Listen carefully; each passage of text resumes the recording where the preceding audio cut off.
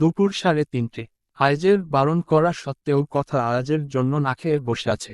কথা খাবার টেবিলে মাথা রেখে নিচু হয়ে বসেছিল, আর তখনই বাড়ির কলিং বেল বেজে ওঠে। কলিং বেলের আওয়াজে কথা বুঝতে পারল আয়াজ এসেছে। কথা দৌড়ে গিয়ে দরজা খুলে দিল। দরজা খুলে যাওয়ার সাথে সাথে আয়াজ দেখতে পেল কথা হাসিমুখে দরজার সামনে দাঁড়িয়ে আছে। কথার হাসিমুখ দেখে আয়াজের সারাদিনের সকল ক্লান্তি এক নিমিষেই দূর হয়ে গেল। কথা দরজার সামনে থেকে সরে দাঁড়ালো। আজ বাড়িতে প্রবেশ করল।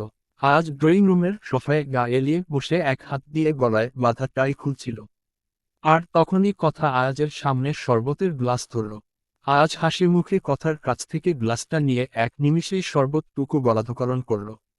আয়াজ শরবতের গ্লাসটা কথাকে ধরিয়ে দিয়ে জিজ্ঞেস করল, সারাদিন কেমন কাটলো আমার ময়না বউয়ের? কথা ইশারায় আজকে বুঝায়, কেমন আর কাটবে, সারাদিন বাসায় বসে বসে একঘেয়েমি লেগেছে। আজ কথার ইশারা বুঝতে পেরে মুচকি হাসি দেয়। খাবার খেয়েছো? কথা আয়াজের কথার পরিপ্রেক্ষিতে মাথা নাড়িয়ে বুঝায় সে খায়নি। আয়াজ জানত সে না আসা পর্যন্ত কথা খাবে না। আয়াজ বসা থেকে উঠে দাঁড়াতে দাঁড়াতে কথার উদ্দেশ্যে বলে উঠল, আমি ফ্রেশ হয়ে আসি, তুমি খাবার তৈরি করো, এসে একসাথে খাবনি। কথা আয়াজের কথায় মাথা নাড়িয়ে সাইজ জানায়। আয়াজ চলে যায় তার রুমে ফ্রেশ হতে। আর কথা চলে যায় খাবার তৈরি করতে। বেশ কিছুক্ষণ পর আয়াজ ফ্রেশ হয়ে সিঁড়ি দিয়ে নিচে নামতে থাকে। পরনে তার অফিসের জামা কাপড়ই আছে। আজ খাবার খেয়ে আবারও অফিসে চলে যাবে। সে তো এসেছিল তার ময়না বউয়ের সাথে একসাথে খাবার খেতে। আজ খাবার টেবিলের সামনে এসে দেখতে পেল কথা টেবিলে খাবার সাজিয়ে চেয়ারের পাশে দাঁড়িয়েছে। আজ কথাকে ইশারা করে চেয়ারে বসতে। কথা বাধ্য মেয়ের মতো চেয়ারে বসে পড়ে। আজ কথাকে কিছু করতে না দিয়ে নিজ হাতে প্লেটে খাবার বাড়ে, ও কথাকে খাইয়ে দেয় এবং নিজেও খায়। কথা ও কোনো কিছুতে অমত না করে আয়াজের হাত থেকে খেয়ে নেয়। খাওয়া দাওয়া শেষে আজ পুনরায় অফিস যাওয়ার সময় কথার থেকে বিদায় নিবে, তখনই কথা আয়াজকে ইশারা করে বুঝায়, আপনাকে একটা কথা বলার ছিল। আয়াজ কথার ইশারা বুঝতে পেরে কথাকে পিছনে ঘুরিয়ে জড়িয়ে ধরে এবং কথার কাঁধে থুতনি রেখে নরম কণ্ঠ শুধায়, একটা কেন, হাজারটা বলো। আয়াজের হঠাৎ স্পর্শে কথা কিছুটা হোঁচটচিয়ে যায়। তবুও নিজেকে ধাতস্থ করে ইশারা করে, আজ বসে থেকে থেকে বিরক্ত হচ্ছিলাম, তাই ভেবেছিলাম আপনার বাড়িটা খুব। আজ তার হাত দিয়ে কথার ইশারা থামিয়ে দিয়ে বলে ওঠে, ওটা আপনার বাড়ি না, ওটা আমাদের বাড়ি হবে, বুঝলে? এবার বলো। কথা মাথা নাড়িয়ে সাইড জানিয়ে আবারও ইশারা করা শুরু করে। আমাদের বাড়িটা ঘুরে দেখার সময় আমি একটা ঘরের সামনে যাই।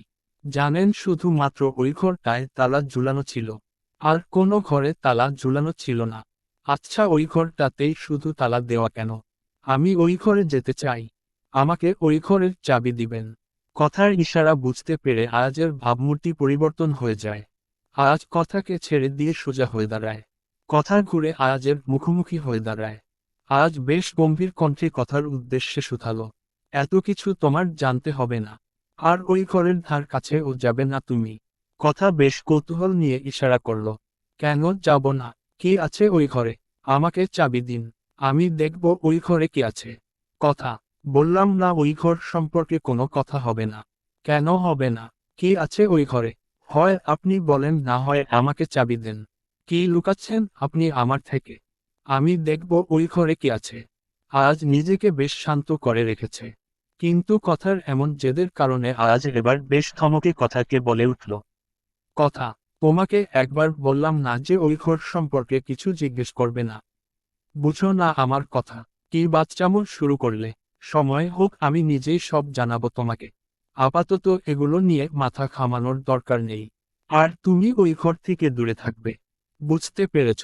শেষের কথাটা বেশ জোরে। আজের এমন ধমকে কথা কেঁপে উঠল। সে ভাবতে পারে আজ এই সামান্য ব্যাপার নিয়ে এমন রিয়েক্ট করবে। আজের এমন ব্যবহারে কথার চোখে পানি এসে পড়ল। কথা মাথা নিচু করে চোখের পানি আটকানোর বৃথা চেষ্টা করে চলল। আজ খাটে ধপ করে বসে দুহাত দিয়ে তার মাথা চেপে ধরল। ওই ঘরটা আয়াজের দুর্বলতা। সেখানেই আজ তার জীবনের দামি মানুষকে হারিয়েছে। ওই ঘরের কথা মনে পড়লেই আজের চোখে ভেসে উঠে সেই ডায়েরির লেখাগুলো, যেগুলো আজকে ভিতরে ভিতরে ভেঙে চুরমার করে দেয়। তাই তো আজ সেই ঘরটা তালা দিয়ে আটকে রেখেছে। অনুষ্ঠানে কথাকে এভাবে ইশারায় কথা বলতে দেখে মিডিয়ার লোকসহ বেশ অনেকজন এই সম্পর্কে জিজ্ঞেস করেছিল আয়াজকে। কেউ কেউ তবু বলেছিল আয়াজ খানের মতো একটা মানুষ বোবা মেয়েকে কেন বিয়ে করছে। সেসব প্রশ্ন শুনে কথা বেশ বিব্রত হয়। ছোটবেলা থেকে এসব প্রশ্নের সম্মুখীন হতে হবে দেখে কথা কোথাও যেত না। আজও তাই শুনতে হলো তাকে। ঠিকই তো বলছে সবাই, আয়াজ খান সব দিক থেকে নিখুঁত। কোনো খুঁত নেই তার মাঝে। আর সেই কিনা কথার মতো একজনকে বিয়ে করল। কথার বেশ অস্বস্তি লাগছিল এগুলো শুনে এবং ভেবে। কিন্তু আয়াজ খান তার ময়না বউকে কারো কাছে ছোট হতে দেয়নি। সে সকলের উদ্দেশ্যে বলে উঠল, আমার বউ যেমনই হোক সে আমার বউ। আপনাদের তা নিয়ে বিশ্লেষণ করতে হবে না। আমি এখানে আপনাদের মতামত জানতে না, আমাদের বিয়ের রিসেপশনের অনুষ্ঠানে আমন্ত্রণ জানিয়েছি। আর একটা কথা মনের মাঝে গেঁথে নিন, আয়াজ খানের বউ অনন্য, নিখুঁত। সে আমার কাছে জান্নাতের হুর। তাই আশা করছি আজকের পর থেকে আমার বউকে নিয়ে কারো মাথা ব্যথা থাকবে না।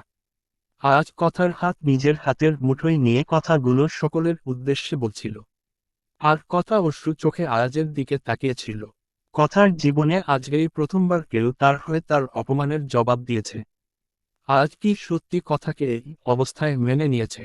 রাত একটা, নিস্তব্ধ রজনী। কথা আজের বুকে মাথা রেখে শুয়ে আছে। আর আজ কথাকে বেশ শক্ত করে জড়িয়ে ধরে ঘুমিয়ে আছে। কিন্তু ঘুম নেই কথার চোখে। মনে তার চলছে কত শত ভাবনা। কথা ভেবে পায় না, জীবন তাকে কোথা থেকে কোথায় নিয়ে যাচ্ছে। আজ অনুষ্ঠানের সমস্ত সময় আজ কথাকে আগলে রেখেছিল। ঢাল হয়ে কথার সামনে দাঁড়িয়েছিল। কথার যত্ন করেছে। এমন একটা মানুষের জন্যই কথা কত শত রাত কেঁদে ভাসিয়েছিল। সৃষ্টিকর্তার কাছে সেজদায় পড়ে কত কান্নাকাটি করেছিল। হয়তো সৃষ্টিকর্তা কথার হাহাকারগুলো শুনতে পেয়েছিল। তাই হয়তো কথা আজ আজকে পেয়েছে। কথার এখনো মনে আছে, ওই বাড়িতে ছোট থেকে সকলের কত তিরস্কারের শিকার হয়েছিল সে। কত মানুষ কত নোংরা কথা বলেছিল তার এবং তার মায়ের নামে। কত শত অত্যাচার শেষ হয়ে গিয়েছে। সে অত্যাচার থেকে বাঁচিয়েছিল আরিয়ান এবং জাফর আলী খান। জাফর আলী খান বাড়িতে বেশি থাকতেন না। ব্যবসার কাজে এদিক ওদিক ছুটতে হতো তাকে। কিন্তু আরিয়ান কথার সাথে সবসময় থাকত। সবসময় কথার মন ভালো করার সঙ্গী ছিল আরিয়ান। কথা আরিয়ানকে তার মনের সকল কষ্টের কথা বলতো। বলতে গেলে আরিয়ান ছিল কথার জীবনের ডায়েরি। কিন্তু আরিয়ান কখনোই কথার প্রতি করা অত্যাচারের বিরুদ্ধে রুখে দাঁড়ায়নি। হয়তো পেরে উঠত না তার পরিবারের সাথে।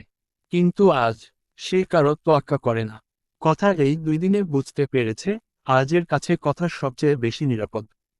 আজ এমন একজন মানুষ যার কাছে কথা নিজের আশ্রয় খুঁজে পায়। কথার মনে আজের জন্য বেশ সম্মান। কারণ আজের জন্যই কথা সেই জাহান্নাম থেকে বের হয়ে আসতে পেরেছে। পেরেছে প্রাণ খুলে বাঁচতে। পেয়েছে একটা যত্নশীল মানুষ, যার কাছে কথা বেশ দামি। কথা আপন মনে এগুলো ভেবে আজের বুক থেকে মাথাটা হালকা উঁচিয়ে আজের ঘুমন্ত মুখ পানে তাকালো। আজকে ঘুমন্ত অবস্থায় কথার বেশ লাগে দেখতে। কথা আজের বুকে থুতনি রেখে অপলক দৃষ্টিতে তাকিয়ে আছে আজের মুখ পানে। আজের মুখ পানে তাকিয়ে কথা ভাবছে, জীবনটাকে কি আরেকটা সুযোগ দিব? মনটা কি আবার আরেকজনকে দিব? সে কে আবরার ভাইয়ার মতো আমার মন নিয়ে খেলা করবে, নাকি খুব যত্ন করে আমাকে তার মনের মাঝে লুকিয়ে রাখবে? আচ্ছা, আমি যদি তাকে ভালোবাসার চেষ্টা করি, পারবে তাকে ভালোবাসতে? পারবো আমার মনে তার নাম গেঁথে নিতে? আচ্ছা, একটু চেষ্টা করে দেখি না। যে মানুষটা আমার জন্য এত কিছু করছে, বিনিময়ে আমি তো এতটুকু করতেই পারি। কথা এইসব ভেবে মনে মনে ঠিক করে নিল, এখন থেকে আজকে ভালোবাসার চেষ্টা করবে, আজকে বোঝার চেষ্টা করবে, আজের সম্পর্কে জানতে চেষ্টা করবে। কথা এসব ভেবেই নিজের অজান্তেই আজের গালে হাত রাখল। চাপা দাড়িতে আজকে বেশ লাগে কথার কাছে। কথা আজের গালে কিছুক্ষণ হাত বুলিয়ে একটা দীর্ঘশ্বাস ছেড়ে আজের বুকে মাথা রেখে পরম আবেশে চোখ দুটো বন্ধ করে নিল। আর ভেবে নিল কাল সকাল থেকে এক নতুন কথার জন্ম হবে, যে শুধু আর শুধু মাত্র আয়াজের হবে। কথার এসব কাজ, এসব ভাবনা আজ জানতে পারল না জানতে যে তার বুকে কেউ শান্তি খুঁজে নিয়েছে। নতুন সকাল, নতুন কিছুর সূচনা। সকাল আসলে কেবল সময় নয়। সকাল মানে সম্ভাবনা। সকাল মানে পুনর্জন্ম। সকাল মানে সেই নীরব শব্দ, যা অন্ধকারকে আলোর কাছে হেরে যেতে শেখায়। আন্ডারস্কোর প্রতিটি সকালই একটি নতুন সুযোগ। কিন্তু আজকের সকালটা কথার জন্য যেন কিছুর শেষ আর শুরুর মাঝের এক অদ্ভুত সংলাপ। কথা সকালে উঠে গোসল সেরে কাজে লেগে পড়েছে। কথা সার্ভেন্টদের থেকে জেনে নেয় আজ কি কি খেতে পছন্দ করে। কথা সেই অনুযায়ী খাবার রান্না শুরু করে। কথা আজের জন্য লুচি, আলুর দম, বুটের ডাল দিয়ে মাংস, রুটি ও পায়েস রান্না করছে। কথার রান্না প্রায় শেষের দিকে। এখন শুধু রুটি ভাজা বাকি। কথা বেশ ভালো রান্না পারে, তাই তো বেশ সহজেই সবকিছু তৈরি করে ফেলছে। কথা শাড়ির আঁচল কোমরে গুজে পাক্কা গিন্নির মতো আপন মনে তাওয়াতে, যেটায় রুটি ভাজা হয়। রুটি সেকছিল আর তখনই কেউ হুট করে পিছন থেকে কথার কোমর জড়িয়ে ধরে। হুট করে এভাবে জড়িয়ে ধরাতে কথা কিছুটা হোঁচকিয়ে যায়। কথা নিজের ঘাড়ে কারো গরম নিঃশ্বাসের অস্তিত্ব পায়। এত সকালের রান্নাঘরে কি করছো ময়না বউ? আজের ঘুম জড়ানো কণ্ঠ কথার কানে বাজল। কথা বুঝতে পারল কথাকে জড়িয়ে ধরা মানুষটা আজের এমন স্পর্শে কথা কেঁপে উঠছে। কথা কাঁপা কাঁপা হাতে আজকে সামনে থেকে ইশারা করল। এত সকাল কোথায়? এখন প্রায় 8টা বাজতে চলল। আর আমি সকলের জন্য সকালের নাস্তা বানাচ্ছিলাম। আজ কথার ইশারা বুঝতে পেরে কথাকে আরো নিবিড়ভাবে জড়িয়ে ধরে আগের মতোই বলে উঠল, বাহ, তাই নাকি? আমার বউয়ের কত গুণ! উফ, আজ তুই কত ভাগ্যবান রে, এত গুণী বউ পেয়েছিস জীবনে। আর কি লাগে? কথা পড়েছে মহাঝামেলায়। একে তহ আজের এই স্পর্শ, তার উপর এখন বেফাস কথাবার্তা। কথা আজকে ইশারা করল, ছাড়ুন আমাকে, রান্না করছি তহ। আজ কথার ইশারা বুঝতে পেরে গা ছাড়া ভাবে বলে উঠল, হুম করো রান্না, আমি কি তোমাকে ধরে রেখেছি? আমি আমার কাজ করছি, তুমি তোমার কাজ করো। কথা খুব ভালোভাবে বুঝতে পেরেছে এই লোক তাকে এত সহজে ছেড়ে দিবে না। অগত্যা আর কি করার, কথা ওই অবস্থাতেই সব কাজ করছে। বেলা 11টা। সকালের নাস্তা শেষে আহান, ইতি, মাহিবা, সাহিল, ইমন, বৃষ্টি সবাই জমিদার বাড়ি চলে গেছে। কথা সবাইকে কিছুদিন থেকে যেতে বলেছিল এই বাড়িতে, কিন্তু সকলের কাজ ছিল তাই তারা চলে গিয়েছে। আহান নতুন তাদের ব্যবসায় ঢুকেছে, তাই আজ তার যাওয়া অনিবার্য। আহান চলে যাবে তাই ইতিও চলে যাবে। বৃষ্টির কালকের রাত 8টায় কানাডার ফ্লাইট, তাই তার পক্ষেও থাকা সম্ভব না। এই জন্য বৃষ্টি এবং মাহিবা দুজনেই চলে গিয়েছে। সাহিল এবং ইমনের পরীক্ষা, তাই তারাও চলে গিয়েছে। কথা এখন সারা বাড়িতে একা হয়ে পড়েছে। আজ কিছুক্ষণ আগে বের হলো কার্যালয় হয়ে, তারপর সে অফিসে যাবে। অবশ্য যাওয়ার আগে কথাকে বেশ কিছু বলে গিয়েছে। আজ যাওয়ার সময় দীর্ঘ সময় নিয়ে কথার কপালে চুমু দিল। এরপর আজ তার 2 হাত দিয়ে কথার গাল আগলে নরম কণ্ঠে বলে উঠল, সারাদিন আমি বাসায় থাকব না, তাই তুমি কিন্তু নিজের প্রতি একটুও গাফলতি করবে না। ঠিক সময় খাবার খাবে। দুপুরে আমার জন্য না খেয়ে থাকার কোনো প্রয়োজন নেই।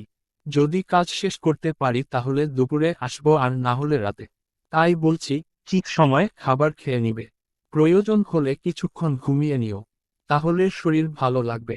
আর আজ আসার সময় তোমার ভর্তি পরীক্ষার বইগুলো নিয়ে আসবো। কাল থেকে পুরো দমে পড়া শুরু করবে। পড়ালেখায় আমি একটুও গাফলতি চাই না। বুঝতে পেরেছ? কথা আজের কথা শুনে মাথা নাড়িয়ে সায় জানায়। আজ কথার কপালে আরেকটা চুমু দিয়ে কথার থেকে বিদায় নিয়ে বেরিয়ে পড়ে। বর্তমান কথা সারাদিন অলস সময় পার করেছে। তার করার মতো কিছুই নেই। সব কাজ করার জন্য বাড়িতে 3টে সার্ভেন্ট রয়েছে, তাই কথার করার কিছুই নেই। কথা আজের পুরো বাড়িটা এখনো দেখেনি, তাই সে ভাবল পুরো বাড়িটা একবার ঘুরে দেখবে। যেই ভাবা সেই কাজ। কথা নিচতলা থেকে ছাদ পর্যন্ত সমস্ত জায়গা ঘুরে দেখতে লাগলো। কথা দোতলার একদম কোনায় এসে দেখল এখানের একটা রুমের দরজায় তালা দেওয়া। তালা দেখে কথা ভ্রু কুঁচকাল। কথা আর কোনো রুমে এমন তালা ঝুলানো দেখেনি, শুধু এই রুমেই তালা ঝুলানো। কথার মনে বেশ কৌতূহল জাগলো এই রুমে কি আছে তা দেখার, কিন্তু তার কাছে যে চাবি নেই।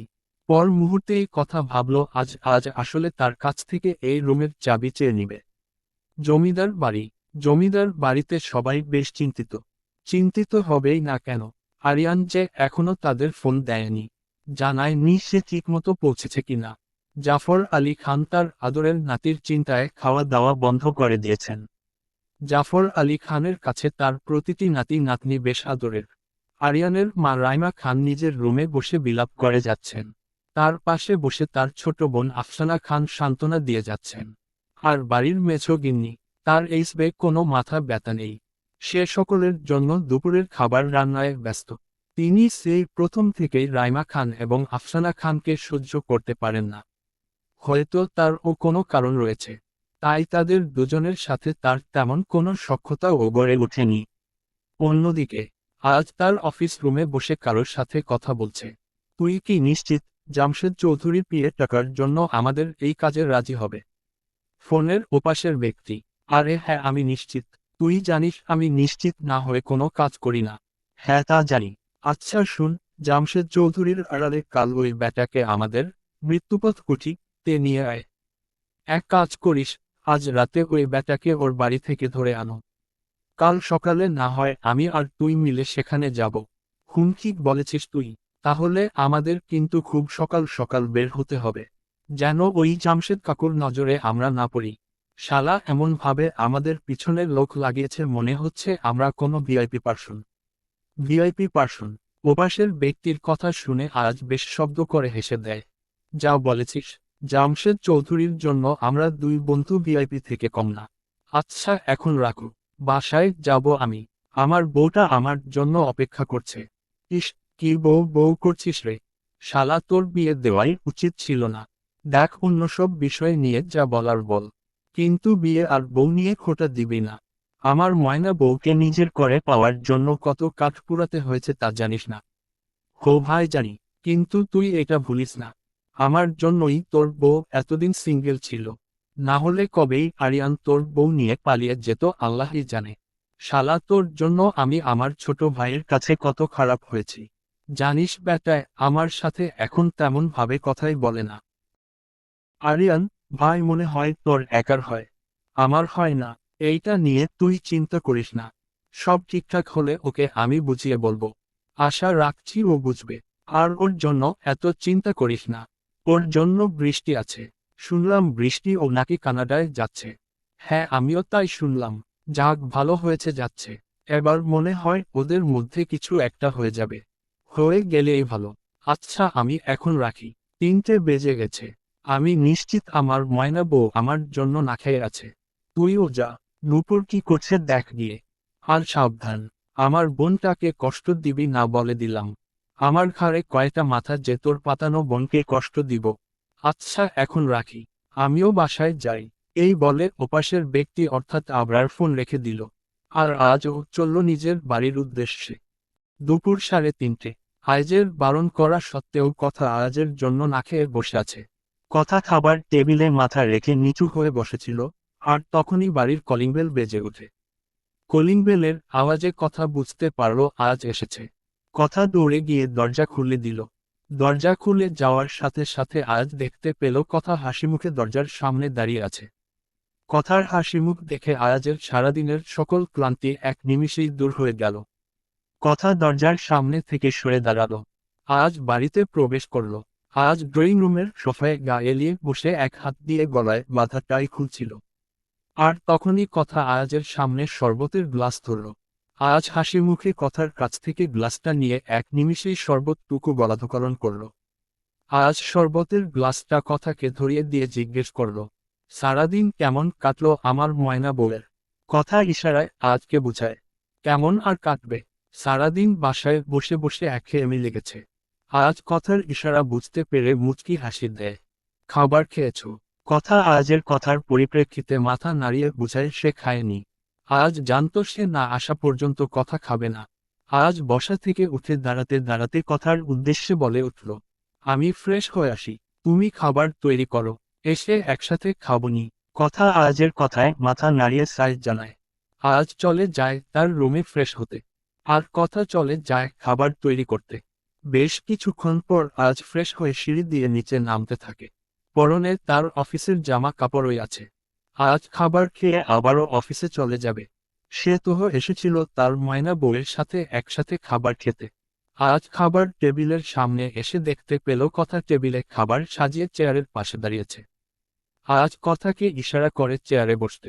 কথা বাধ্য মেয়ের মতো চেয়ারে বসে পড়ে। আজ কথাকে কিছু করতে না দিয়ে নিজ হাতে প্লেটে খাবার বাড়ে, ও কথাকে খাইয়ে দেয় এবং নিজেও খায়। কথা ও কোনো কিছুতে অমত না করে আয়াজের হাত থেকে খেয়ে নেয়। খাওয়া দাওয়া শেষে আজ পুনরায় অফিস যাওয়ার সময় কথার থেকে বিদায় নিবে তখনই কথা আয়াজকে ইশারা করে বুঝায়, আপনাকে একটা কথা বলার ছিল। আজ কথার ইশারা বুঝতে পেরে কথাকে পিছনে ঘুরিয়ে জড়িয়ে ধরে এবং কথার কাঁধে থুতনি রেখে নরম কণ্ঠ শুধায়, একটা কেন, হাজারটা বলো। আজের হঠাৎ স্পর্শে কথা কিছুটা হোঁচকিয়ে যায়, তবুও নিজেকে ধাতস্থ করে ইশারা করে, আজ বসে থেকে থেকে বিরক্ত হচ্ছিলাম, তাই ভেবেছিলাম আপনার বাড়িটা খুব। আজ তার হাত দিয়ে কথার ইশারা থামিয়ে দিয়ে বলে ওঠে, ওটা আপনার বাড়ি না, ওটা আমাদের বাড়ি হবে, বুঝলে? এবার বলো। কথা মাথা নাড়িয়ে সাইড জানিয়ে আবারও ইশারা করা শুরু করে, আমাদের বাড়িটা ঘুরে দেখার সময় আমি একটা ঘরের সামনে যাই, জানেন শুধুমাত্র ওই ঘরটায় তালা ঝুলানো ছিল, আর কোনো ঘরে তালা ঝুলানো ছিল না। আচ্ছা, ওই ঘরটাতেই শুধু তালা দেওয়া কেন? আমি ওই ঘরে যেতে চাই, আমাকে ওই ঘরের চাবি দিবেন। কথার ইশারা বুঝতে পেরে আয়াজের ভাবমূর্তি পরিবর্তন হয়ে যায়। আয়াজ কথাকে ছেড়ে দিয়ে সোজা হয়ে দাঁড়ায়, কথা ঘুরে আয়াজের মুখোমুখি হয়ে দাঁড়ায়। আয়াজ বেশ গম্ভীর কণ্ঠে কথার উদ্দেশ্যে শুধালো, এত কিছু তোমার জানতে হবে না, আর ওই ঘরের ধার কাছে ও যাবে না তুমি। কথা বেশ কৌতূহল নিয়ে ইশারা করল, কেন যাব না? কি আছে ওই ঘরে? আমাকে চাবি দিন, আমি দেখব ওই ঘরে কি আছে। কথা, বললাম না ওই ঘর সম্পর্কে কোনো কথা হবে না। কেন হবে না? কি আছে ওই ঘরে? হয় আপনি বলেন, না হয় আমাকে চাবি দেন। কি লুকাচ্ছেন আপনি আমার থেকে? আমি দেখব ওই ঘরে কি আছে। আজ নিজেকে বেশ শান্ত করে রেখেছে, কিন্তু কথার এমন জেদের কারণে আজ এবার বেশ ধমকে কথাকে বলে উঠল, কথা, তোমাকে একবার বললাম না যে ওই ঘর সম্পর্কে কিছু জিজ্ঞেস করবে না? বুঝো না আমার কথা? কি বাচ্চামো শুরু করলে? সময় হোক আমি নিজেই সব জানাবো তোমাকে, আপাতত এগুলো নিয়ে মাথা ঘামানোর দরকার নেই। আর তুমি ওই ঘর থেকে দূরে থাকবে, বুঝতে পেরেছ? শেষের কথাটা বেশ জোরে। আজের এমন ধমকে কথা কেঁপে উঠল। সে ভাবতে পারে আজ এই সামান্য ব্যাপার নিয়ে এমন রিয়েক্ট করবে। আজের এমন ব্যবহারে কথার চোখে পানি এসে পড়ল। কথা মাথা নিচু করে চোখের পানি আটকানোর বৃথা চেষ্টা করে চলল। আজ খাটে ধপ করে বসে দুহাত দিয়ে তার মাথা চেপে ধরল। ওই ঘরটা আজের দুর্বলতা, সেখানেই আজ তার জীবনের দামি মানুষকে হারিয়েছে। ওই ঘরের কথা মনে পড়লেই আজের চোখে ভেসে উঠে সেই ডায়েরির লেখাগুলো, যেগুলো আজকে ভিতরে ভিতরে ভেঙে চুরমার করে দেয়। তাই তো আজ সেই ঘরটা তালা দিয়ে আটকে রেখেছে। আজ বেশ কিছুক্ষণ সময় নিয়ে নিজেকে শান্ত করল। আজ মাথা উঠালো এবং কথার দিকে তাকালো। কথা তখনও আজের সামনে দাঁড়িয়ে মাথা নিচু করে নিঃশব্দে কান্না করে যাচ্ছে। কথার কান্না দেখে আয়াজের বুকে মোচড় দিয়ে উঠল। সে কি রাগের মাথায় তার ময়না বউকে বেশি কষ্ট দিয়ে ফেলল? কিন্তু সে কি করবে? একদিকে তার সেই কালো অতীত, আর অন্যদিকে কথা জিদ ধরে আছে ওই ঘরে যাওয়ার জন্য। আজ একটা দীর্ঘশ্বাস ফেলে বসা অবস্থায় কথার হাত ধরে নিজের দিকে টান দিল। কথা আজ থেকে অল্প দূরত্বে দাঁড়িয়েছিল। আজ কথাকে নিজের কোলে বসিয়ে কথাকে জড়িয়ে ধরল। আজের হঠাৎ জড়িয়ে ধরায় কথার কান্না বন্ধ হয়ে যায়। আজ কথার কাঁধে মুখ গুজে কথাকে জড়িয়ে ধরে আছে। 1 মিনিট, 2 মিনিট, 5 মিনিট, এভাবে বেশ অনেকক্ষণ জড়িয়ে ধরে রাখার পর আজ কথাকে ছেড়ে কথার দুই গা আগলে ধরে কথার কপাল নিজের কপালে ঠেকালো এবং নরম গলায় শুধালো, আমার জীবনে এমন অনেক কিছু আছে যা তোমার অজানা। সময় মতো আমি সবকিছু তোমাকে জানাবো, কিন্তু তার জন্য আমাকে একটু সময় দাও।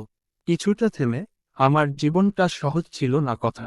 অনেক কিছু সহ্য করতে হয়েছে আমাকে, অনেক কিছু হারাতে হয়েছে আমাকে, কিন্তু সেই সব হারানোর মাঝে আমি তোমাকে খুঁজে পেয়েছি। বহু বছর ধরে তোমাকে আমার বুক পিঞ্জরে আগলে রেখেছি আমি। তোমার কাছে শুধু একটাই অনুরোধ, কখনো আমাকে ছেড়ে যেও না। অনেক সাধনার পর আমি তোমাকে পেয়েছি কথা। তুমি হিনা এই আজ খান কিছুই না। তোমার বিরহের ভার আমি সহ্য করতে পারবো না। কথা এতক্ষণ মনোযোগ দিয়ে আজের কথা শুনেছে, কিন্তু সে এটা বুঝতে পারছে যে আজ তাকে অনেক সাধনা করে পেয়েছে। কিভাবে?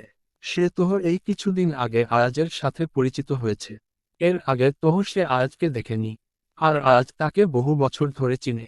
এটা কিভাবে সম্ভব? কথার মাথায় সব তালগোল পাকিয়ে যাচ্ছে। আজ হয়তো কথার অবস্থা বুঝতে পারল, তাই সে কথার দুগাল আগলে ধরে নরম কণ্ঠে শুধালো, আমি জানি তোমার মনে এখন অনেক প্রশ্ন জমা আছে। চিন্তা করো না, আমি সময় মতো তোমাকে সব বলবো। ততদিন আমার উপর বিশ্বাস ও ধৈর্য নিয়ে থাকো। আজের কথায় কথা মাথা নাড়িয়ে সাহেব জানায়। আজ এবার কথাকে কোল থেকে নামিয়ে উঠে দাঁড়ায়। আমি তাহলে এখন আসি ময়না বউ। অফিসে প্রচুর কাজ পড়ে আছে। তুমি সাবধানে থাকবে কিন্তু। কোনো কিছুর প্রয়োজন হলে ফোন করবে। আমার নাম্বার আছে তোমার কাছে। নাম্বার? কথার কাছে তো মোবাইলই নেই। বেশ হাস্যকর শোনায়, তাই না? যে এই যুগের মেয়ে হয়েও কেন কথার কাছে মোবাইল নেই? কারণটা হলো জমিদার বাড়ির প্রথা অনুযায়ী বিশ্ববিদ্যালয়ে পড়ার আগ পর্যন্ত বাড়ির মেয়েদের হাতে কোনো মোবাইল দেওয়া হয় না। কথা আজকে ইশারা করলো, মোবাইল থাকলে তো নাম্বার থাকবে। কথার ইশারা বুঝতে পেরে আজ বেশ অবাক হয়। আজ খানের বউয়ের কাছে মোবাইল নেই, এটা মানা যায়। তোমার কাছে মোবাইল নেই আর তুমি এটা এখন বলছো? আচ্ছা ঠিক আছে, আজ আসার সময় তোমার জন্য একটা ভালো মোবাইল নিয়ে আসবো। অন্যদিকে, এগুলো ঠিক না প্রাণ। তুমি এভাবে খাবারে অনিয়ম করলে কিভাবে হবে? শরীরের দিকে নজর দিয়েছ, দিন দিন চারুর কাঠি হয়ে যাচ্ছ। আবার আর ফাজ খানের বউয়ের এখন অবস্থা, এসব মেনে নেওয়া যায়? আবরারের কথা শুনে নূপুরের কোনো হেলদোল নেই। সেই গা ছাড়া ভাবে বসে আছে। আমাকে আপনার কেন দিক থেকে ঝাড়ুর কাঠি মনে হয়? এই বাসায় আসার পর তো সারাদিন বসেই থাকি। এমনকি আপনি আমাকে ঘর থেকে বের হতে দেন না। আগে ঘরের বাহিরে যাওয়ার অনুমতি দেন, তারপর আমি ঠিকমতো খাবার খাবো। নূপুরের কথা শুনে আবরার একটা দীর্ঘশ্বাস ছাড়ে। নূপুর স্বাভাবিক, কিন্তু যখনই নূপুরের অতীতের সেই কালো দিনের কথা মনে পড়ে তখনই নূপুর অস্বাভাবিক হয়ে যায়। যেমনটা কাল আগুন দেখে হলো, তাই তো আবরার নূপুরকে ঘর থেকে বের হতে দেয় না। কিন্তু নূপুর তা বুঝতে নারাজ। এমন করে না শোনা, আচ্ছা তোমাকে আমি বাহিরে যেতে দিব তো, কিন্তু এখন না। তাহলে কখন? আপনি আমার সাথে এমন করলে আমি কিন্তু ভালো ভাইয়ার কাছে আপনার নামে নালিশ দিব বলে দিলাম। আবরার নূপুরের কথা শুনে বিড়বিড় করে বলে উঠল, হ্যাঁ, কিছু হলেই তোমার ওই ভালো ভাইয়ার কাছে বিচারের ভয় দেখাও। শালা আজের বাচ্চা কোথাকার! কি দরকার ছিল আমার এমন মাসুম বউকে পাতানো বন বানানোর? এই ছেলেটা আমাকে জীবনে ও শান্তি দিবে না। উফ আল্লাহ, কি বিড়বিড় করছেন? দেখেন আমার ভালো ভাইয়াকে নিয়ে কোনো উল্টো পাল্টা কথা বলবেন না বলে দিলাম। না বউ, সেই সাহস কি আমার আছে? আচ্ছা এগুলো এখন বাদ দাও। এই দেখো আমি খাইয়ে দিচ্ছি, তুমি খেয়ে নাও। তুমি যদি প্লেটের সবকিছু খাও তাহলে আমি তোমাকে ওয়াদা করছি তোমাকে তোমার ভালো ভাইয়ের সাথে দেখা করাতে নিয়ে যাব। আবরারের কথা শুনে নূপুর ভ্রু কুঁচকে জিজ্ঞেস করল, সত্যি নিয়ে যাবেন তো? আবরার হাসি মুখে বলে উঠল, আমার প্রাণকে কি আমি কখনো মিথ্যা বলেছি? নূপুর একগাল হেসে বলে উঠল, কখনোই না। আচ্ছা ঠিক আছে, খাইয়ে দেন আমাকে। এরপর কিন্তু আমাকে ভালো ভাইয়ার কাছে নিয়ে যাবেন বলে দিলাম। যথা আজ্ঞা বউ। এই দুই ভাই কি সুন্দর তাদের বউদের খাওয়ায় দেয়। কানাডা। ভোর 5টা। আরিয়ানের আজ রাতে ডিউটি ছিল। কিছুক্ষণ আগে সে তার অ্যাপার্টমেন্টে পৌঁছালো। আরিয়ান সারাদিন নিজেকে কাজের মাঝে ডুবে রেখেছিল। অন্য কোনো জায়গায় মন দেওয়া থেকে নিজেকে বিরত রেখেছে সে। আরিয়ান সারা রাত ডিউটি করে এখন বেশ ক্লান্ত। তাই সে ভাবল একটু ঘুমিয়ে নিবে। ঘুমুতে যাওয়ার আগে আরিয়ান নিজের মোবাইল চালু করে আহানের মোবাইলে ছোট্ট করে একটা মেসেজ দিয়ে দিল, আমি কানাডায় ঠিক মতো পৌঁছে গিয়েছি। সবাইকে চিন্তা করতে বারণ করিস। কাজের ব্যস্ততা কম গেলে আমি নিজেই ফোন দিব। এইটুকু বার্তা লিখে আরিয়ান ফোনটা পুনরায় বন্ধ করে দিল। সে এবার মানসিক শান্তি চায়। সে হয়তো কথাকে কোনোদিন ভুলতে পারবে না, আর না পারবে কথার জায়গা অন্য কাউকে দিতে। কিন্তু ভালোবাসলে যে তাকে পেতে হবে এমন তো কোনো কথা নেই। কিছু কিছু ভালোবাসা অপ্রাপ্তিতেই সুন্দর। আরিয়ান তার বিছানায় শুয়ে পড়ল। আরিয়ানের মনে আজ একটা গানের কিছু লাইন বেশ বেজে উঠল। জানি আবার একটি জন্ম আমার, কবু হবে না। জানি আবার এমন করে তোমার দেখা পাবো না, পূর্ণজনম। ভোর 5টা। মৃত্যুপথ কুঠিতে আজ নতুন মানুষের আগমন হয়েছে। জামশেদ চৌধুরীর ডান হাত হাসিব চেয়ারে হাত পা বাঁধা অবস্থা বসে আছে। তার জ্ঞান নেই, অচেতন অবস্থায় বন্দী হয়ে আছে মৃত্যুপথ কুঠি নামক বাড়িতে। আন্ডারস্কোর আন্ডারস্কোর আন্ডারস্কোর মৃত্যুপথ কুঠি। এর সামনে দুটো গাড়ি থামলে, একটা মার্সিডিজ ও একটা বিএমডব্লিউ। গাড়ি থেকে নেমে এলো দুই যুবক। দুজনের পরনেই কালো প্যান্ট, কালো টি শার্ট ও কালো জ্যাকেট। মুখটা মাস্ক দ্বারা আবৃত, পায়ে কালো বুট জুতো। যুবক দুজন একে অপরের দিকে তাকিয়ে চোখে চোখে হাসল এবং তটস্থ পায়ে এগিয়ে গিয়ে দুজন দুজনকে জড়িয়ে ধরল। মনে হচ্ছে তারা যেন কত বছরের তৃষ্ণা মেটাচ্ছে। প্রায় বেশ কিছুক্ষণ জনকে জড়িয়ে ধরার পর ছেড়ে দিয়ে সোজা হয়ে দাঁড়ালো। এবার জনের সাথে হাত হাত মিলিয়ে বলে উঠল, the game has began, and at the end of the game we will win. খেলা শুরু হয়ে গিয়েছে, আর খেলা শেষে আমরাই জিতব। বলেই দুজন বেশ উচ্চ স্বরে হাসা শুরু করল। মুখে পানির ঝাপটা পড়তেই নড়ে উঠল জামশেদ চৌধুরীর পিয়ে হাসিব। মাথাটা তার বেশ ভার হয়ে আছে। হবেই না কেন, সারা রাত যে অজ্ঞান ছিল সে। হাসিব পিটপিট করে তার চোখ দুটো খোলার চেষ্টা করছে। হাসবি ঝাপসা চোখে সামনের দিকে তাকিয়ে দেখতে পেল জন যুবক তার সামনে দাঁড়ানো। হাসিব তার চোখ বন্ধ করে আবার খুলে দেখার চেষ্টা করল যুবক জন আসলে কে। আন্ডারস্কোর হাসিব যখন পরিষ্কার দেখতে পেল ওই দুই যুবকের অস্তিত্ব, তখনই হাসিবের মনে হলো সে যেন কোনো স্বপ্ন দেখছে। না মানে এরা জন একসাথে, কিন্তু এটা কি করে সম্ভব? হাসিব অস্পষ্ট স্বরে লোক দুটোর উদ্দেশ্যে শুধালো, আজ আর আবরার খান। হাসিবের কথা শুনে হাসিবের সামনে দাঁড়ানো আজ এবং আবরার জনেই মৃদু হেসে উঠে। বাহ, ভালোই চিনেছিস আমাদের, আবরার। হাসিব দুর্বল কণ্ঠেই বলে উঠে, কিন্তু কিন্তু তোরা একসাথে কিভাবে? উদ্ধৃতি চিহ্ন।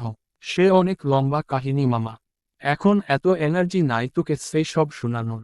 আজ আমাকে এখানে কেন নিয়ে এসেছিস তোরা? জামশেদ চৌধুরী যদি জানতে পারে তাহলে তোদের কি অবস্থা হবে জানিস?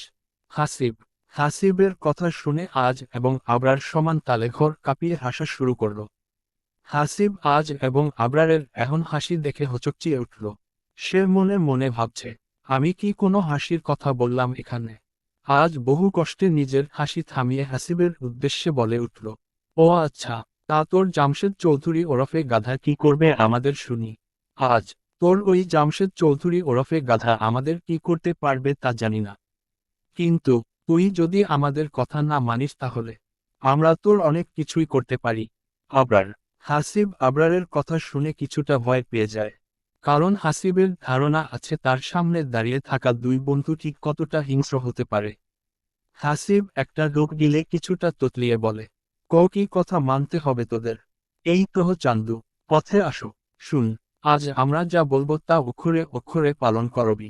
যদি একটুও এদিক ওদিক হয় তাহলে। আবরারের দিকে তাকিয়ে, শালা ওর বউয়ের নাম জানি কি? পর মুহূর্তে মনে পড়ার ভাব করে, ও হ্যাঁ মনে পড়েছে, সাইমা নাকি জানি। হাসিবের দিকে তাকিয়ে, নিজের বউকে বিধবা না বানাতে চাস তাহলে আমরা যা বলবো তাই শুনতে হবে। আজ আরে শালা ওর বউ এমনিতেই কয়েকদিন পর পাশের বাড়ির রহিমের সাথে ভেগে যাবে, তাই ওর বউয়ের বিধবা হওয়ার ভয় দেখায় লাভ নাই। আবরারের এমন কথা শুনে আজ এবং হাসিব দুজনেই চমকে যায়। হাসিব অবাকের শেষ পর্যায়ে চলে গিয়ে আবরারকে জিজ্ঞেস করে, কি বলছিস তুই? আমার বউ পাশের বাড়ির রহিমের সাথে ভেগে যাবে মানে? আরে শালা সারাদিন জামশেদ চৌধুরী ওরফে গাধা চামচামি করতে করতে দিন কাটিয়ে দিস। ওইদিকে তোর বউ অন্য ব্যাডার সাথে ভেগে যাওয়ার পতারা করছে তা জানিস না? আবরারের এমন কথা শুনে হাসিবের মুখটা চুপসে গেছে। এত সুন্দরী বউ কিনা শেষ পর্যন্ত অন্য পুরুষের সাথে ভেগে যাবে? হাসিব কি তাকে কম ভালোবেসেছিল? ওইদিকে আবরারের কথা শুনে আজ হাসতে হাসতে শেষ। কিছুক্ষণ পর আজ নিজের হাসি থামিয়ে বেশ গম্ভীর কণ্ঠে বলে উঠল, ইসরে হাসিব, তোর জন্য বেশ মায়া লাগছে রে। আচ্ছা যা, তোর বউয়ের টপিক বাদ, এবার গুরুত্বপূর্ণ কথায় আসা যাক। তোকে আমাদের হয়ে এবার থেকে কাজ করতে হবে। যদি না করিস তাহলে, আর তুই তো জানিস আমরা দুই বন্ধু কেমন। আমাদের দ্বারা তোর মৃত্যুটা কতটা হিংস্র আর কষ্টদায়ক হবে তা তো জানিসই। আবরার। আবরার এবং আজের কথা শুনে বেশ ভয় পেয়ে গেল। মনে মনে ভাবল, এখান থেকে সে সহজেই বের হতে পারবে না। আজ এবং আবরার যা বলে তাই করে, কিন্তু জামশেদ চৌধুরীকে ধোঁকা দিবে সে। জামশেদ চৌধুরী যদি জানতে পারে তাহলে তার কি হবে? জামশেদ চৌধুরী মেরাই ফেলবে তাকে। কিন্তু এখন আজ এবং আবরারের কথা না শুনলে তারাও তাকে মেরে ফেলবে। হাসিব বেশ কিছুক্ষণ চিন্তা ভাবনা করার পর একটা দীর্ঘশ্বাস ফেলে বলে উঠল, ঠিক আছে, আমি তোদের হয়েই কাজ করব। বল কি করতে হবে আমায়? আন্ডারস্কোর আন্ডারস্কোর আন্ডারস্কোর আজ এবং আবরার হাসিবের কথা শুনে একে অপরের দিকে তাকিয়ে জিতে যাওয়ার খুশিতে হেসে দেয়। অন্যদিকে কথা ঘুম থেকে উঠে দেখতে পায় আজ বাড়িতে নেই। কথা বেশ অবাক হয় আজকে এই সময় না দেখে। আজ যে ওকে না বলে অফিস বা কার্যালয়ে যাবে না তা কথা বেশ ভালোভাবে যায়। তাহলে গেল কোথায়? আন্ডারস্কোর কথা এত সব ভাবনা ভাবতে ভাবতে সকালের নাস্তা তৈরি করলো। কথা সকালের নাস্তা তৈরি করে টেবিলে রাখতেই বাড়ির কলিং বেল বেজে ওঠে। কথা বুঝতে পারলো আজ এসে পড়েছে। আন্ডারস্কোর কথা গিয়ে দরজা খুলে দেখতে পায় আজ দাঁড়িয়ে আছে। কথা ভ্রু কুঁচকে আজের দিকে তাকিয়ে রইল। আজ বাড়িতে প্রবেশ করতে করতে কথাকে জিজ্ঞেস করলো, আমার মতো একটা মাসুম ছেলের দিকে এভাবে তাকিয়ে থেকো না বউ। ভয় পাই তো আমি। আজ কথাগুলো বলতে বলতে সোফায় গিয়ে বসে পড়ে। কথা দরজা আটকে আয়াজের সামনে দুই হাত বুকে গুজে আয়াজের দিকে তাকিয়ে থাকে। আজ কথার এমন রূপ দেখে আরেকবার তার ময়না বউয়ের প্রেমে পড়ে যায়। কথার পরনে কমলা রঙের সুন্দর সুতির শাড়ি। কথা বিয়ের পর বাঙালি ভাবে শাড়ি পরে না, স্বাভাবিক ভাবেই পরে। কথার শাড়ি আঁচল কোমরে গুজে রাখা, চুলগুলো খোপা করা, কিছু কিছু চুল কথার কপালে লেপ্টে আছে। ঘর্মাক্ত মুখ, হয়তো এতক্ষণ রান্না করছিল। দুই হাতে দুটো মোটা স্বর্ণের বালা। বালা দুটো আজকাল রাতে কথাকে দিয়েছিল। বলেছিল এই দুটো বালা সবসময় পরে রাখতে। মুখে নেই কোনো প্রসাধনীর ব্যবহার। এতেই আজ খানের কাছে তার ময়না বউকে হুরের মতো লাগছে। আজকে এভাবে তাকিয়ে থাকতে দেখে কথা আয়াজের সামনে গিয়ে ইশারা করে। এত সকালে কোথায় গিয়েছিলেন? আজ মৃদু হাসল কথার ইশারা বুঝতে পেরে। আজ কথার হাত নিজের হাতে নিয়ে এক টানে কথাকে তার কোলে বসিয়ে দিল। আজের এখন কাণ্ডে কথা হতবাক। আজ কথাকে পিছন থেকে জড়িয়ে ধরে তার থুতনি কথার কাঁধে রেখে নরম গলায় শুধালো, আমার ময়না বউ আমার জন্য চিন্তা করছিল। তা আজকাল আমাকে চোখে হারাচ্ছ মনে হয়। কি বউ, আমার প্রেম টেমে পড়ে গেলা নাকি? অবশ্য পড়তেই পারো। সারাক্ষণ এত হ্যান্ডসাম ছেলে চোখের সামনে থাকলে সবাই প্রেমে পড়ে যায়। ইস, কী রূপ আমার! আজের এখন স্পর্শে এবং কথায় কথার অবস্থা নাজেহাল। কথা চেষ্টা করছে আয়াজের থেকে নিজেকে ছাড়িয়ে নেওয়ার। কথার এত নড়ানড়ি দেখে আয়াজ বলে উঠল, এভাবে বাইন মাছের মতো নড়ছ কেন? স্বামী আদর করে কোলে বসিয়ে রেখেছে কোথায় তা উপভোগ করবা তা না? মৃগী রোগীদের মতো নড়ানড়ি শুরু করে দিয়েছ। আজের কথা শুনে কথার নড়াচড়া থেমে যায়। আজ বুঝতে পারল তার কথা কাজে দিয়েছে। কথাকে এভাবে দেখে দেখে আজ নিজেকে শান্ত রাখতে পারছিল না। আজ ঠিক করল সে তার ময়না বউকে নিয়ে একটু ছিনিমিনি খেলবে। কিন্তু যখনই তার ময়না বউকে নিয়ে একটু ছিনিমিনি খেলতে যাবে ঠিক তখনই বাড়ির কলিং বেল বেজে ওঠে। কলিং বেলের আওয়াজে আয়াজের হাত একটু হালকা হতেই কথা তাড়াহুড়ো করে আয়াজের কোল থেকে নেমে যায়। আর আয়াজের দিকে না তাকিয়ে দ্রুত পায়ে দরজা খুলতে চলে যায়। আর ওই দিকে আজ, শালা, কত বছর পর বউকে একটু কাছে পেলাম। ভাবলাম শান্তিতে একটু বউকে নিয়ে ছিনিমিনি খেলবো। সেই উপায় ও নেই। শালা কোন হাদারামের নানা এসে আমার মুডের 12টা বাজায় দিল। আজ সোফায় বসে এইসবই বিড়বিড় করছিল ঠিক তখনই আজ দেখতে পেল কথা বৃষ্টিকে নিয়ে হাসতে হাসতে ড্রয়িং রুমের দিকে আসছিল। তাদের সাথে আসমা খানও ছিল। বৃষ্টিকে দেখে আজ মনে মনে বলে ওঠে, এমন শালিকা থাকলে শত্রুর কি প্রয়োজন? ঠিক আছে, কোনো ব্যাপার না। দিন আমারও আসবে। না, আমার এত সুন্দর শালিকাকে তহ কিছু করতে পারবো না। কিন্তু আরিয়ান তহ আছে। হুহ, আগে ওদের বিয়েটা হোক, তারপর ওদের বুঝাবো এই আজ খান কি জিনিস। আজ নিজের মনে বিড়বিড় করে উঠে দাঁড়ালো এবং আসমা খান ও বৃষ্টির সাথে কুশলাদি বিনিময় করল। এর মাঝেই আজ এবং কথা জানতে পারল আজ রাত 8টায় বৃষ্টির কানাডার ফ্লাইট। তাই তারা এখানে কথার সাথে দেখা করতে এসেছে। আজ তাদের সাথে কিছুক্ষণ কথা বলে তার ঘরে চলে যায়। কারণ কিছুক্ষণ পর আজকে অফিসের উদ্দেশ্যে বের হবে। আর ওই দিকে কথা নিজের ফুপু এবং বোনকে পেয়ে দিন দুনিয়া ভুলে গেছে। তার আদরের বোন তার থেকে এত দূরে চলে যাবে, এতে তার বেশ কষ্ট লাগছে। কিন্তু পর মুহূর্তেই সে ভাবল, সেখানে তহ আরিয়ানও আছে।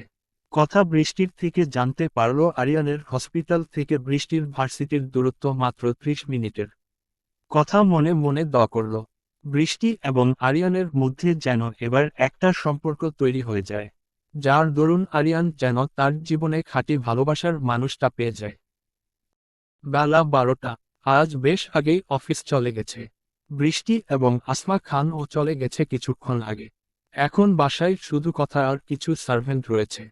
কথা ভর্তি পরীক্ষা বই নিয়ে পড়তে বসেছে। আজকাল রাতে তাকে সব বই এনে দিয়েছিল। এই তো আর কিছুদিন পর কথার ভর্তি পরীক্ষা। কথা ঠিক করেছে সে শুধু সিলেটেই পরীক্ষা দিবে, অন্য কোনো জেলায় দিবে না। সেই অনুযায়ী কথা পড়াশোনা শুরু করেছে। আন্ডারস্কোর কিন্তু আজ যেন কথার মাথায় কোনো পড়াই ঢুকছে না। কথার মন তবু পড়ে রয়েছে সেই তালা ঝুলানো ঘরটায়। কথা পতারা করছে কিভাবে সেই ঘরে প্রবেশ করা যায়। কিন্তু শত ভাবনার পর ও কথার মাথায় কিছুই আসছে না। তবুও কথা কি থেমে থাকবে? উহু, সে ওই ঘরে যেই দম নিবে। জমিদার বাড়ি। আবরার, তোর সাথে আমার কিছু কথা আছে। আবরার অফিসের পোশাক পরে করিডোর দিয়ে যাচ্ছিল। ঠিক সেই সময়ে আবরারের মা মিসেস রাইমা খান পিছন থেকে আবরারকে উদ্দেশ্য করে কথাটি বলে। আবরার তার মায়ের আওয়াজ শুনতে পেয়েই দাঁড়িয়ে যায়, কিন্তু পিছনে ফিরে তাকায় না। আবরারের এখন কাজে রাইমা খান দীর্ঘশ্বাস ফেলেন। এই গত 10টা বছর ধরে আবরার তার থেকে বেশ দূরত্ব বজায় রেখে চলছে। আদরের সন্তানকে এভাবে দূরে সরে যেতে দেখে রাইমা খানের বুকে তীব্র ব্যথা হয়। আজ পিছনে না ঘুরেই রাইমা খানের উদ্দেশ্যে গম্ভীর কণ্ঠে শুধালো, বলুন কি বলবেন? আমার হাতে বেশি সময় নেই। রাইমা খান ধীর পায়ে হেঁটে আবরারের সামনে এসে দাঁড়ায়। রাইমা খানকে এভাবে সামনে আসতে দেখে আবরার তার দৃষ্টিতে অন্য দিকে দেয়। রাইমা খান নরম কণ্ঠে বলে উঠলেন, নিজের মায়ের সাথে নজর মিলিয়ে কথা বলতে এত দ্বিধা কেন তোর? আবরার রাইমা খানের কথা শুনে রাইমা খানের দিকে তাকিয়ে তাচ্ছিল্য ভরা হাসি দিয়ে বলে উঠল, আমি তো তাও শুধু দৃষ্টি অন্য দিকে দিয়ে আপনার সাথে কথা বলি। কিন্তু বিশ্বাস করেন, মাঝে মাঝে এই ইচ্ছেটুকু আমার হয় না। আবরারের এমন কথায় রাইমা খান বেশ ব্যথিত হন। সে মলিন কণ্ঠে বলে ওঠেন, আমি এখন এতটাই অযোগ্য হয়ে গেছি তোর কাছে? আমাকে নিয়ে কেন এতটা অভিযোগ তোর চোখে? আবরার আগের মতোই তাচ্ছিল্য ভরা হাসি দিয়ে শুধালো, অযোগ্য? আপনি আমার কাছে অযোগ্য নন। বরং আমি নিজেকে অযোগ্য মনে করি, কারণ আমি আপনার সন্তান হয়ে জন্মেছি। আর কি বললেন? অভিযোগ কিসের আপনাকে নিয়ে? এত এত অভিযোগের ভান্ডার থেকে কোন অভিযোগের কথাটা বলবো বলুন? শুধু এতটুকুই দোয়া করি, আপনার মতো মেয়ে, স্ত্রী এবং মা আল্লাহ যেন কাউকে না দেয়। আর হ্যাঁ, আমার থেকে যতটুকু পারবেন দূরত্ব বজায় রাখার চেষ্টা করবেন। আপনাকে দেখলে আমার ভিতর থেকে শুধু আর শুধু মাত্র ঘৃণা আসে। নিজেকে সামলে রাখতে পারি না। তাই দয়া করে আমার এবং আমার জীবন থেকে দূরে থাকবেন। আর আমি জানি আপনি নূপুরকে নিয়ে কথা বলতে এসেছিলেন। তাহলে বলি, নূপুর আমার বিয়ে করা বউ। তাকে নিয়ে আমি কোনো রকম অভিযোগ শুনব না। আর একটা কথা আপনি আপনার মন ও মস্তিষ্কে ভালোভাবে গেঁথে নেন। আমি রওশন আলী খান নই। আমি আবরার ফায়াজ খান। তাই আমার সাথে কোনো নোংরা খেলা খেলার চিন্তা মাথায় ও আনবেন না। না হলে ভুলে যাব আপনি আমার কি হন। আশা করি বুঝতে পেরেছেন। আন্ডারস্কোর একটানা এতগুলো কথা বলে আবরার তটস্থ পায় সেখানে থেকে চলে যায়। আর ওই দিকে রাইমা খান হতবাক হয়ে আবরারের চলে যাওয়া পথের দিকে তাকিয়ে থাকে। আবরার কি তাহলে সবকিছু জেনে গেল? না না, ও কিভাবে এসব জানবে? ওকে জানানোর মানুষরা তহ আর এই দুনিয়ায় নেই। তাদের তহ ভাইয়া নিজ হাতে শেষ করে দিয়েছিল। কিন্তু ও যেভাবে আমার সাথে কথা বলল তাতে। না না, আমার ভাইয়ার সাথে কথা বলতে হবে। এত সহজে আমি সব কিছু হারাতে চাই না। হাসিব, তুই কাল রাতে কোথায় ছিলি?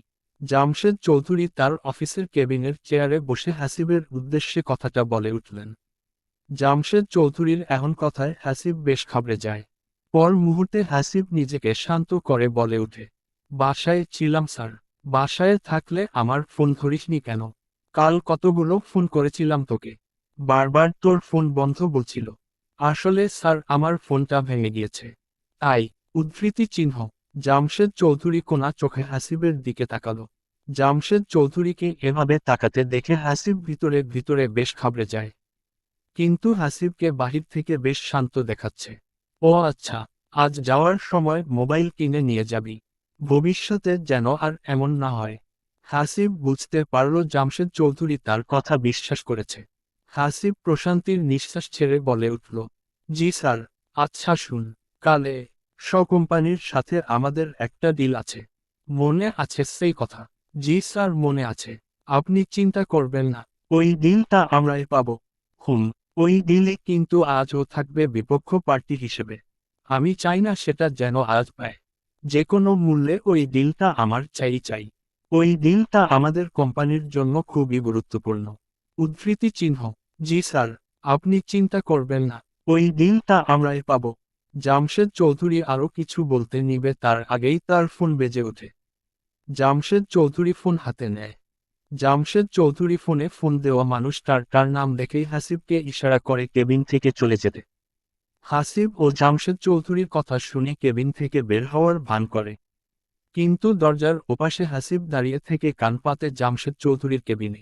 জামশেদ চৌধুরী ফোন রিসিভ করে কানে নিয়ে বলে উঠে, হ্যাঁ আপা বল। আন্ডারস্কোর। প্রায় বেশ কিছুক্ষণ জামশেদ চৌধুরী ফোনের ওপাশের ব্যক্তির সাথে কথা বলে ফোন রেখে দেয়। আর এতক্ষণ হাসিব দরজার আড়ালে থেকে জামশেদ চৌধুরীর সকল কথাবার্তা শুনে নেয়। জামশেদ চৌধুরীর কথা শেষ হতে হতেই হাসিব সেখানে থেকে চলে যায়। আর নিজের কেবিনে গিয়ে কাউকে ফোন লাগায়। আজ ভাই, নতুন একটা খবর আছে। কানাডায় এখন রাত 2টো বাজে। আরিয়ানের আজও রাতের ডিউটি ছিল। আরিয়ান নিজের কেবিনে বসে রোগীর রিপোর্ট দেখছিল। ঠিক তখনই কেউ আরিয়ানের কেবিনের দরজায় নক করে। আরিয়ান রিপোর্ট দেখতে দেখতে তাকে কেবিনে আসার অনুমতি দেয়। আরিয়ান অনুমতি দেওয়ার সাথে সাথে কেবিনে প্রবেশ করে একজন কানাডিয়ান মেয়ে। নাম তার ইলিয়ানা শালন। সে একজন ডক্টর। কি করছেন, ডক্টর আরিয়ান? ইলিয়ানার বাবা কানাডিয়ান, কিন্তু মা বাংলাদেশি। তাই সে আধো আধো বাংলা বলতে পারে, কিন্তু গুছিয়ে স্বাভাবিকভাবে বলতে পারে না। ইলিয়ানার কণ্ঠস্বর শুনে আরিয়ান মাথা তুলে তাকায় ইলিয়ানার দিকে। আরিয়ান এই হসপিটালে যুক্ত হয়েছে সবে 2 দিন হলো। কিন্তু এই 2 দিনেই ইলিয়ানা আরিয়ানের সাথে ভাব জমানোর কোনো চেষ্টাই বাদ রাখেনি। আরিয়ান পুরুষ মানুষ, সে নারীর চোখে ভাষা বুঝতে পারে।